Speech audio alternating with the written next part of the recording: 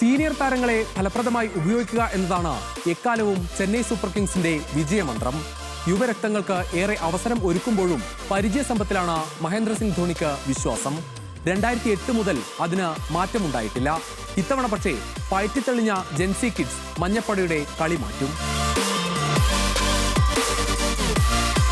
Team അടിമുടി ഉടച്ചുവാർക്കുകയാണ് Chennai super Kings.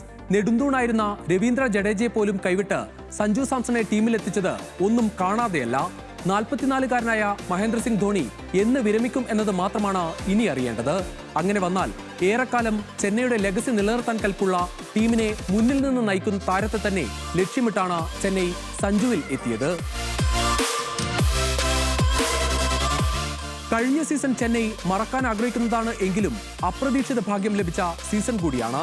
ലേലത്തിൽ അൺസോൾഡായ 2 Jency കിഡ്സിനെ ടീമിലെത്തിക്കാനായി. ദക്ഷിണാഫ്രിക്കയുടെ Dewald ബ്രവിസും ഇന്ത്യയുടെ കൗമാര താരം ആയുഷ് മാത്രയും. ചെന്നൈയിലെ ആദ്യ സീസൺ തന്നെ വെടിക്കെട്ടോടെ മുന്നറിയിപ്പ് നൽകി ജെൻസി കിഡ്സ്. ആയുഷ് 188 മുകളിൽ സ്ട്രൈക്ക് റേറ്റിൽ 7 മത്സരത്തിൽ നേടിയത് 240 റൺസ്. ബ്രവിസ് 6 മത്സരങ്ങളിൽ നിന്ന് നേടിയത് 225, സ്ട്രൈക്ക് റേറ്റ് 180. ദേശീയ ടീമിലേക്ക് തിരിച്ചെത്തിയ ആത്മവിശ്വാസത്തോടെ ഡെവാൾ ബ്രവിസും അണ്ടർ 19 നായകനായ അനുഭവ സമ്പത്തുമായി ആയുഷ് മാത്രയും ഇത്തവണ എത്തുമ്പോൾ ചെന്നൈക്ക് ഏറെ പ്രതീക്ഷ. ഋതുരാജിൽ നിന്ന് നായകസ്ഥാനം മാറ്റുന്നതിൽ തീരുമാനമായില്ലെങ്കിലും ക്യാപ്റ്റന്റെ സമ്മർദ്ദം ഋതുരാജിന്റെ ബാറ്റിംഗിനെ ബാധിച്ചാൽ സ്വാഭാവികമായും നായകസ്ഥാനം സഞ്ജുവിലെത്തും. കഴിഞ്ഞ സീസണിൽ ടോപ്പ് ഓർഡറിലെ സ്ഥിരതയില്ലായ്മയായിരുന്നു ചെന്നൈയുടെ പ്രശ്നം. ഇത്തവണ ടോപ്പ് ഓർഡറിൽ ഇന്ത്യൻ താരങ്ങൾ തമ്മിലാണ് മത്സരം. ക്യാപ്റ്റൻ ഋതുരാജ് ഗെയ്ക്വാദും 18-കാരൻ ആയുഷ് മാത്രയും സഞ്ജു സാംസണും ഒപ്പം ശിവൻ ദുബൈയും ബ്രവിസും കൂടി ചേർന്നാൽ ആഴമുള്ള ബാറ്റിംഗ് ലൈനപ്പായി.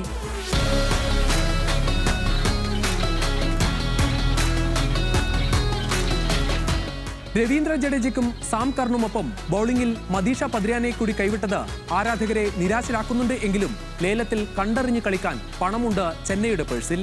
ഖലീൽ അഹമ്മദ്, നൂർ അഹമ്മദ്, നദാൻ എലീസ് എന്നിവർ നിലനിർത്തിയ താരങ്ങളുടെ പട്ടികയിലുമുണ്ട്. ചെന്നൈക്ക് ലേലത്തിൽ മികച്ച ബൗളർമാരെ സ്വന്തമാക്കാൻ അവസരം മുന്നിലുണ്ട്.